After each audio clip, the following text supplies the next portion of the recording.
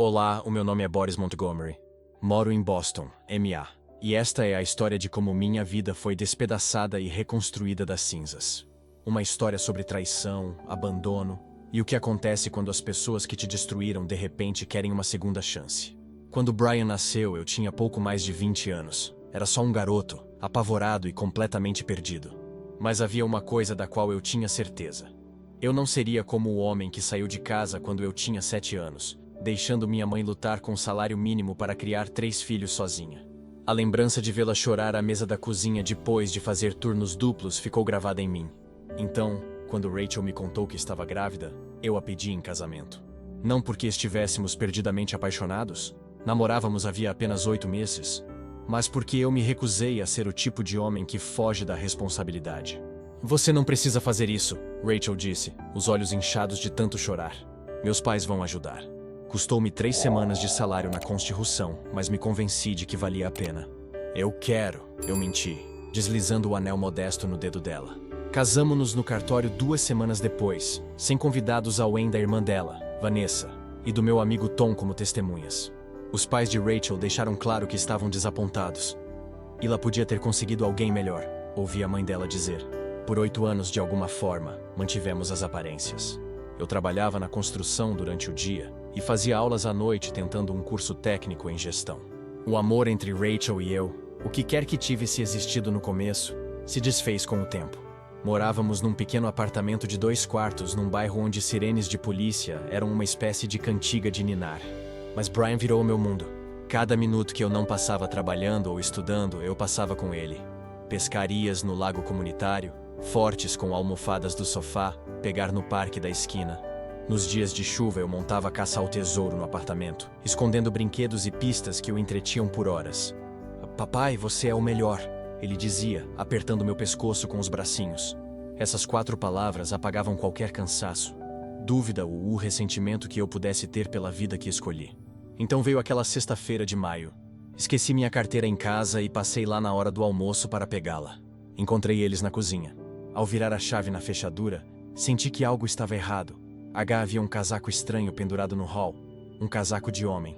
O tal Mark, um colega de Rachel do escritório, estava sentado à nossa mesa, tomando da caneca que eu ganhara no Dia dos Pais. Rachel encostada no balcão, vestindo o hobby de seda que a irmã lhe dera no Natal. Boris, ela soluçou, a cor saindo do rosto. Você devia estar no trabalho. Mark se levantou e, como em cena, ofereceu a mão. E aí, cara? Minha voz estava baixa, o corpo todo vibrando de raiva. Eu falei com firmeza, sai da minha casa. Rachel tentou intervir. Boris, por favor. Mas eu a interrompi. Há quanto tempo? Ela não conseguiu me encarar. 6 meses. 6 meses de mentiras. Dizer que trabalhava até tarde, que visitava a irmã, evitando o meu toque com desculpas de cansaço ou dor de cabeça. Mark saiu apressado, nem pegou o casaco. Eu, surpreso com a calma da minha própria voz, respondi. Tudo bem. Rachel ficou ali, braços cruzados na defensiva. Quero o divórcio, ela disse. Já vinha pensando nisso, disse num tom assustadoramente frio. Pensando nisso enquanto transava com seu colega, na nossa casa, onde nosso filho mora. Estamos infelizes há anos. Eu rosnei. Não se faça de superior, Boris, ela rogou. Você nunca está em casa, e quando está cansado demais até para falar comigo. O que você esperava? Respeito básico, eu gritei. Tenho me matado de trabalhar e estudar para dar uma vida melhor a você e ao Brian. Percebi então que tudo se resumia a dinheiro. Saí antes de dizer algo que pudesse me destruir e dirigi sem rumo por horas. A raiva foi se transformando num buraco oco no peito, como um bloco de gelo. Quando voltei, Rachel tinha feito as malas e ido para a casa da Vanessa. Ela riu, um som áspero como lixa nos meus ouvidos, e disse que o Mark tinha futuro, que já era gerente regional, que eu não dava estabilidade. Brian estava com ela. O divórcio foi feio, mas rápido, quase nada para dividir. Mudei-me para um estúdio perto para que Brian não precisasse trocar de escola. Passei a noite sozinho no apartamento, cercado pelas provas da família que havia dado errado. Brinquedos espalhados, a caneca dela na pia, fotos do casamento que eu não conseguia olhar. Mantivemos um regime de coparentalidade razoável. Ele ficava comigo a cada 2 fins de semana e nas quartas à noite. Eu o buscava na escola, ajudava nas tarefas, cozinhava suas comidas preferidas, sanduíche de queijo grelhado, espaguete, coisas simples, mas que vinham do coração. Foi então que Nathan entrou na história. No início eu achei que fosse só mais um caso da Rachel, mas ele logo se tornou uma presença cada vez mais constante na vida do meu filho. Rachel dizia, sem disfarçar, que Nathan seria uma figura paterna melhor do que você jamais foi. Eu engolia a raiva e me concentrava em aproveitar o tempo com Brian, mas notei mudanças. Às visitas ele era distante, não corria mais ao meu encontro, respondia com frases curtas. E então, um dia, durante a lição de casa, soltou sem me olhar. Você sabe que a mamãe disse que você não é confiável, né? Meu coração despencou. Perguntei do que ele falava. Ele disse que Rachel dizia que eu não sabia cuidar dele, que Nathan era mais responsável. Aquilo me cortou como facas. Meu próprio filho repetindo as palavras envenenadas que lhe haviam plantado. Chamei Rachel furioso. Pare de encher a cabeça do Brian contra mim. Ela riu, fria. Talvez, se você fosse um pai melhor, não precisaria se preocupar com isso. As coisas pioraram. Brian não queria mais vir nos fins de semana. Rachel dizia que ele tinha planos ou não estava bem. Eu ouvia cada vez menos. Até que veio uma intimação. Rachel pedia a guarda total, alegando que eu era instável e incapaz. No tribunal, Rachel e Nathan pintaram uma imagem de estabilidade e cuidado. Nathan ali, de terno, bancando o homem responsável. Quando chegou minha vez, falei a verdade. Talvez eu não tivesse muito dinheiro, mas cada minuto com Brian era dedicado a ele. As caças ao tesouro, os passeios, as histórias. Ainda assim, naquele tribunal minha palavra pareceu fraca diante da família perfeita apresentada por eles. A sentença veio como um soco. Rachel teve a guarda principal. Eu ganhei somente visitas supervisionadas, uma vez por mês. Saí do tribunal, sentei no carro no estacionamento e chorei como não chorava desde criança. Um choro que rasga a alma. Senti que perdia não só a guarda, mas a conexão com meu filho. O velho medo de repetir a história do meu pai estava se tornando realidade. Os meses seguintes foram cruéis. Eu via Brian numa sala fria, com uma assistente social, uma vez por mês. Ele mal falava, e quando falava soava ensaiado. O Nathan disse que você não deveria me encher de presentes, porque isso é coisa de pai que tenta comprar amor, disse ele uma vez. Eu sorria por fora, por dentro, minha alma se despedaçava. A situação piorou até que, num momento decisivo, fui ao tribunal novamente, e essa sessão mudou tudo. Rachel e seu advogado, Diane Thompson, fizeram uma oferta que me deixou atônito. Se eu renunciasse, voluntariamente aos meus direitos parentais, Rachel abriria mão de futuras pensões e perdoaria os atrasados. Eu disse um absolutamente não furioso. Diane continuou com ar impassível. Brian teria pedido para que Nathan o adotasse. Segundo ela, ele disse que se sente mais conectado a Nathan. Eu neguei acreditar, pedi para falar com meu filho. Eles me levaram a uma sala de conferência. Parecia um ambiente de visitação prisional. Brian estava sentado ao lado de Rachel, vestido com roupas que eu nunca tinha visto. Jeans e camisa que o faziam parecer mais velho. Tentei manter a voz firme. Como você está? Tudo bem, disse ele, olhando mais para a mesa do que para mim. Sua mãe disse que você quer que o Nathan seja seu pai. É verdade? Ele assentiu, olhos fixos na mesa. Você entende o que isso significa, Brian? Que você não seria meu pai legalmente mais. A gente não teria finais de semana, nem quartas-feiras. Ele olhou para mim com os olhos da Rachel. A gente nem tinha isso mesmo. Você está sempre trabalhando. Aquelas palavras caíram em mim como punhos. Expliquei que trabalhava para sustentá-lo, para pagar suas roupas, comida e escola. Ele respondeu com a brutal honestidade de uma criança.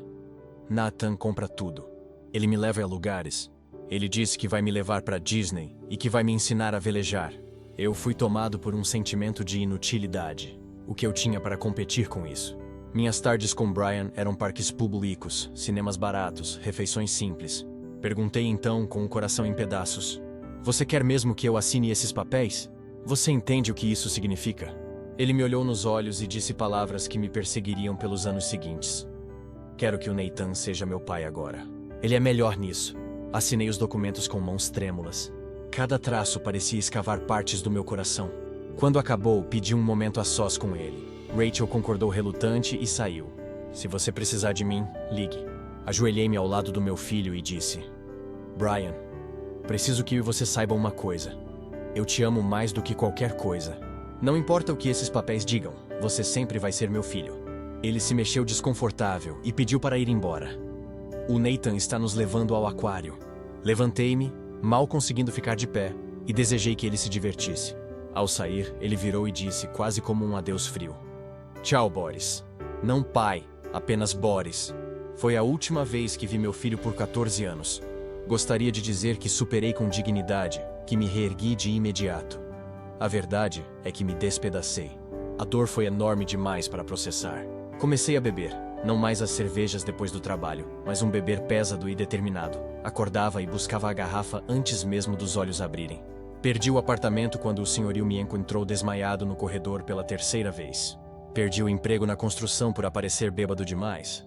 Perdi a vaga na escola noturna por faltar. Por quase 2 anos eu vaguei. Morei no sofá do Tom, até que a esposa dele deixou claro que eu não era bem-vindo. Trabalhei em bicos só para bancar os próximos surtos. Dormi no carro nas noites boas e em abrigos nas más. Numa noite que quase morri, alugaram um quarto barato num motel à beira da cidade. Comprei uma garrafa de uísque e me entreguei ao esquecimento. Acordei sufocando no próprio vômito sem conseguir respirar. Por algum milagre, o cara do quarto ao lado, um EMT de plantão, ouviu o tumulto, quebrou a porta e me salvou. Fui levado ao hospital com pneumonia por aspiração e passei 2 semanas internado. Depois, 1 mês em um centro de reabilitação custeado pelo Estado. Foi ali, cercado por outras pessoas que haviam batido no fundo de um poço, que finalmente comecei a encarar o menino dentro de mim. Meu conselheiro Marcos disse algo que ficou comigo. Eu não tinha apenas perdido meu filho. Eu tinha perdido meu propósito. Tudo o que eu fazia era para ele. Trabalhar, estudar, ficar numa união sem amor. Quando ele se foi, eu não tinha motivo para continuar. O que eu fazia agora? Encontre um novo propósito. Um que não dependa da escolha de outra pessoa, Marcos disse. Era mais fácil falar do que fazer, mas eu tentei. Depois da reabilitação, mudei-me de volta para minha cidade natal, Gloucester, uma comunidade de pescadores ao norte de Boston. Minha irmã Carla vivia lá com o marido e as filhas. Ela vinha me chamando para voltar desde que eu me separei. Carla deixou-me ficar no porão acabado de casa enquanto eu me reerguia. O marido dela, Mike, que tinha uma pequena empreiteira, me deu um emprego. Voltei a frequentar reuniões no centro comunitário e comecei terapia com o Dr. Russell, especialista em luto e trauma. "O que você está sentindo é uma perda ambígua", explicou o Dr. Russell. "Seu filho não morreu, mas está ausente. Não há ritos de passagem, não há fechamento. É uma das formas mais difíceis de luto. Devagar, dolorosamente me reconstruí. Em 1 ano saí do porão e fui para meu próprio apartamento. Fui promovido a encarregado na empresa de Mike. Comecei a fazer trabalho voluntário num centro juvenil ensinando carpintaria básica. 4 anos depois do meu quase morte, conheci Sofia. Encontrei-a na loja de ferragens onde eu comprava materiais. Baixinha, cabelos escuros e cacheados, sorriso genuíno. Ela estava tentando consertar uma torneira em seu novo apartamento e claramente não sabia o que fazia. Eu apontei a peça que ela segurava. Uma união de compressão de 1/4 de polegada. E expliquei que aquilo não resolveria uma torneira com vazamento, a menos que soubesse a causa. Ela suspirou aliviada. "Obrigado a Deus, alguém que entende de encanamento." Fiquei horas vendo tutoriais no YouTube e não entendi nada. Ofereci-me para consertar. Era só um anel de vedação gasto. Enquanto eu trabalhava, conversamos. Ela era enfermeira pediátrica, divorciada, com um filho de 11 anos chamado Léo. Mudara para Gloucester buscando recomeço, depois que o ex foi para Seattle. Léo está tendo dificuldade para se adaptar, e ela confidenciou quando eu guardava as ferramentas. "Um pai que saiu da cidade é complicado para uma criança. Eu disse que crianças são resilientes, mas às vezes precisam de ajuda." Ela então me convidou para jantar. "É só espaguete, mas será o mínimo que posso oferecer por me salvar de um banheiro inundado." Quase recusei. Evitava qualquer coisa que cheirasse a encontro.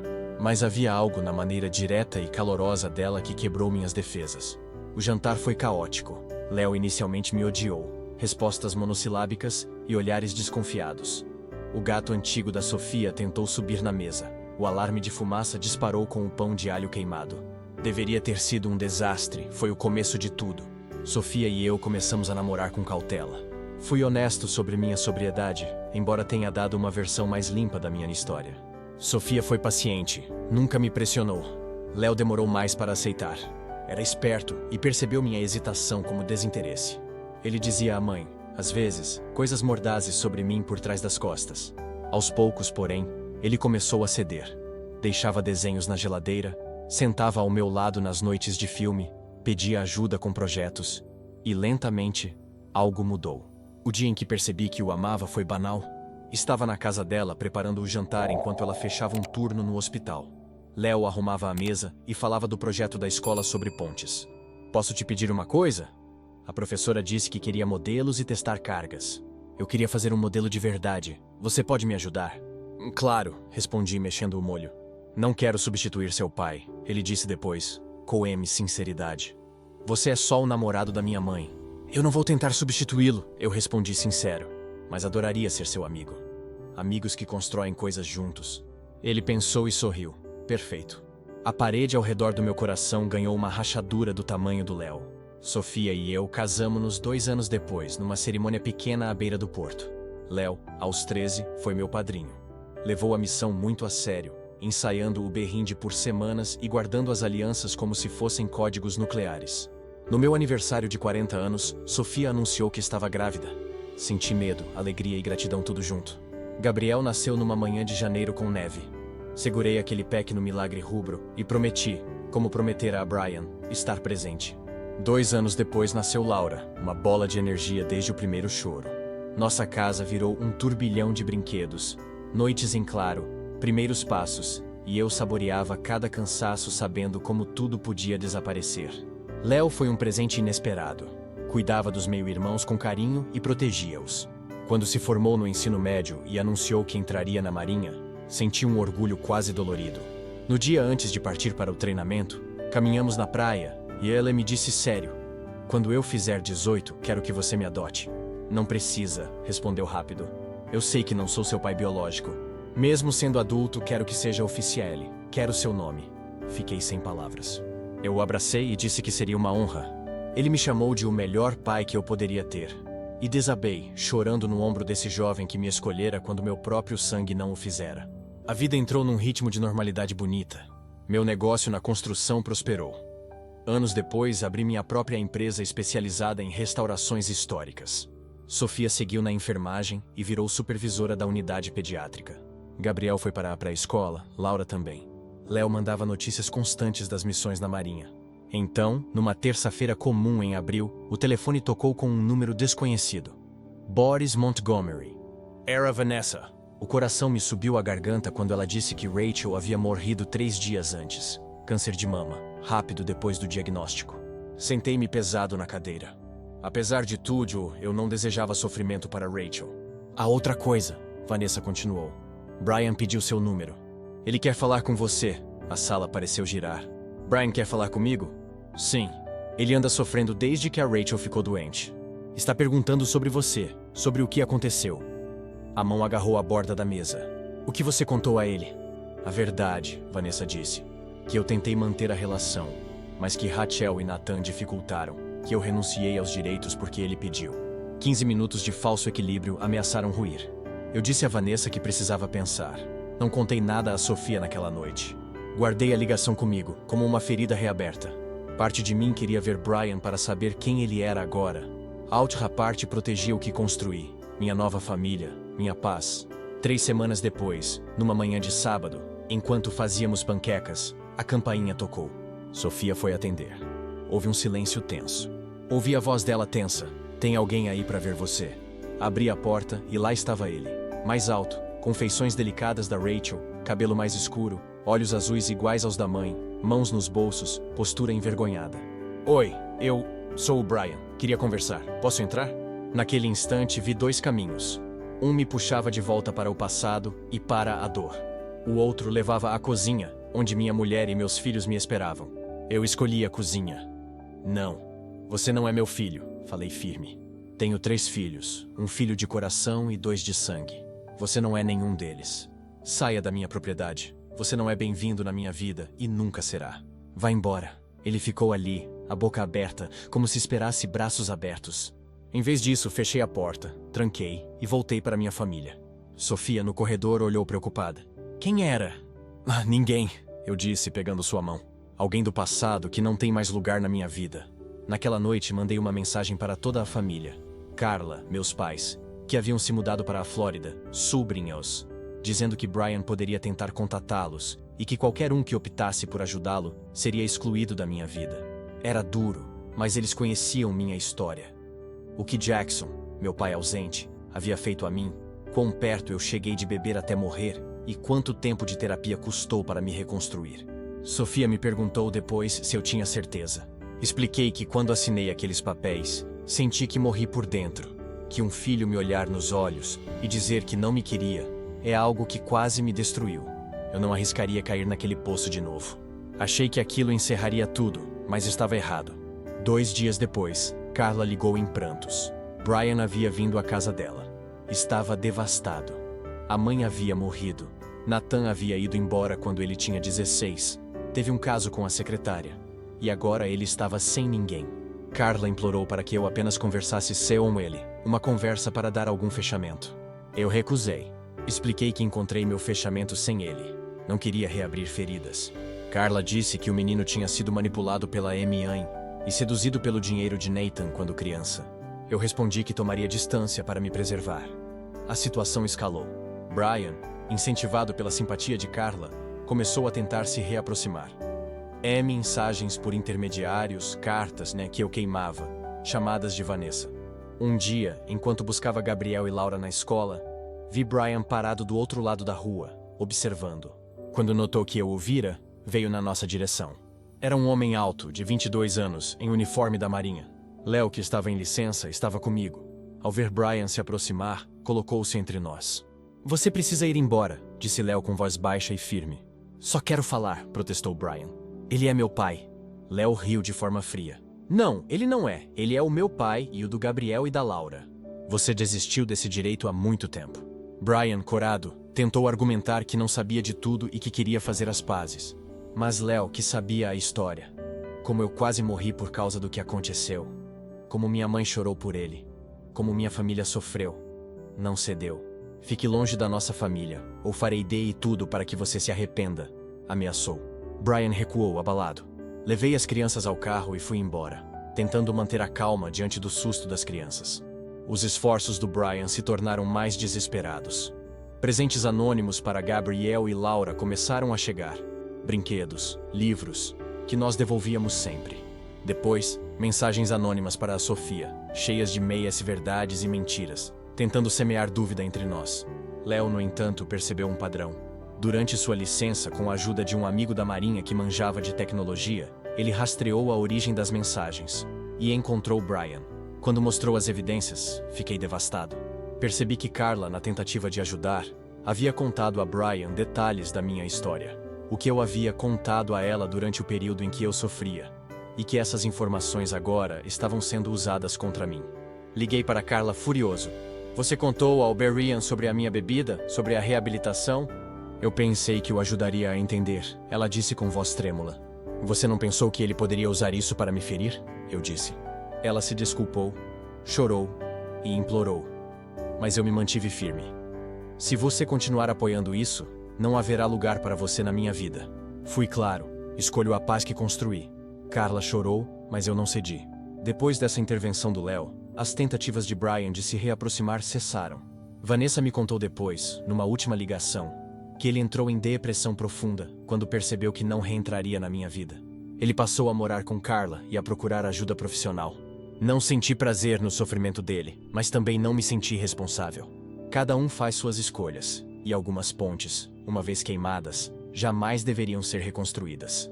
Hoje, 5 anos depois daquela visita na Peorta, minha vida seguiu num ritmo tranquilo. Léo completou o serviço na Marinha e agora estuda engenharia com o J. Bill. Gabriel tem a mesma idade que Brian tinha quando me rejeitou, 9 anos, e Laura tem 6. Elas são cheias de vida, amorosas e criativas. Brian, pelo que ouço por meio de boatos e encontros ocasionais, está trabalhando como especialista de TI em Boston e fazendo terapia regular. Carla e eu temos uma relação cordial, porém distante. Cartões de feriado e ligações curtas em aniversários, nada mais. A ruptura nunca foi totalmente reparada, mas encontram-nos um modo de conviver nas margens da vida um do outro. Às vezes me pego imaginando se fiz a escolha certa, se haveria uma forma de reconciliar sem arriscar tudo que reconstruí. Mas então olho para minha família, o que construí com Sofia, Léo, Gabriel e Laura. Sei que proteger isso valeu qualquer preço. Esta não é uma história sobre perdão fácil ou redenção limpa. É uma história sobre consequências. Algumas escolhas não podem ser desfeitas, e certas feridas cortam tão fundo que talvez jamais cicatrizem por completo. É sobre ter a força de se afastar de conexões tóxicas, mesmo que estão envoltas na linguagem poderosa do sangue e da família. Meu filho Léo me ensinou que família de verdade é constituída por escolha, por atos diários de amor e presença. Brian e Rachel provaram que o sangue não garante nada. Ambas lições foram dolorosas, mas necessárias. Eu desejo sinceramente que Brian tenha encontrado alguma paz, que ele tenha aprendido com os erros da mãe e esteja construindo uma vida com sentido, ainda que essa vida não me inclua. Não há satisfação em seu sofrimento. O que houve foram consequências pelas escolhas. Às vezes, portas que se fecham precisam permanecer assim, não por amargura ou vingança, mas por sabedoria e autopreservação. Para quem lê isso e julga minha decisão como dura ou impiedosa, peço que considere ré. O que você faria se alguém que destruiu sua vida pedisse uma segunda chance? Arriscaria tudo que reconstruiu por um remendo de cura? Ou protegeria a paz conquistada? Não há resposta fácil. Há apenas a resposta que te permite dormir à noite e olhar no espelho e reconhecer a pessoa que encontra ali. Quanto a mim, escolhi a família que me escolheu e deixei ir a que não me escolheu. Foi doloroso, mas claro, a verdade, por mais difícil que seja, é tudo o que realmente temos. Traição tem preço, infidelidade tem preço, humilhação tem preço. Mas aquele que espera em Deus não será envergonhado. Deus nunca falha. Hoje sou a prova viva de que a justiça dele chega no tempo certo. Quando chega, coloca tudo no seu devido lugar. Um aviso sincero para quem escuta. Escolha bem com quem se envolve. Eu era muito jovem quando conheci Rachel. Estávamos perdidos e cheios de feridas. Quando ela ficou grávida, assumi a responsabilidade porque sempre quis fazer a coisa certa. Dei o meu melhor, mas esforço sozinho não basta quando a outra pessoa já havia decidido seguir outro caminho. Rachel me traiu com um amigo, na nossa caçá, e mesmo assim, tentei ser um bom pai. Contudo, a ferida maior veio do próprio filho. Aos 9 anos ele me disse que não me queria, e eu assinei os papéis. Foram anos difíceis, afundei na bebida, quase morri, mas Deus não desistiu de mim. Com terapia, fé e trabalho duro, reconstruí cada pedaço quebrado. Hoje sou um homem curado, tenho uma esposa que me ama, filhos que me chamam de pai, um trabalho e uma vida estável. Quanto a Brian, desejo-lhe o bem, de longe. Não guardo rancor, apenas fecho portas que Deus já ordenou que fossem fechadas. Esta é a minha história. Não é um conto com final alegre e perfeito, mas é honesta. Agradeço aos que ouviram e ofereceram conselhos e empatia. Espero que de alguma forma minha experiência ajude alguém que esteja lutando. Que Deus abençoe os que estão em processo de cura. A dor pode nos derrubar, mas com fé nos levantamos mais fortes. E aí, gostou da história de hoje? Então não esquece de deixar o seu like, se inscrever no canal e ativar o sininho para não perder os próximos vídeos. Comenta aqui embaixo o que você achou. Adoro saber a opinião de vocês. Muito obrigado por acompanhar até o final. Nos vemos no próximo vídeo. Até mais!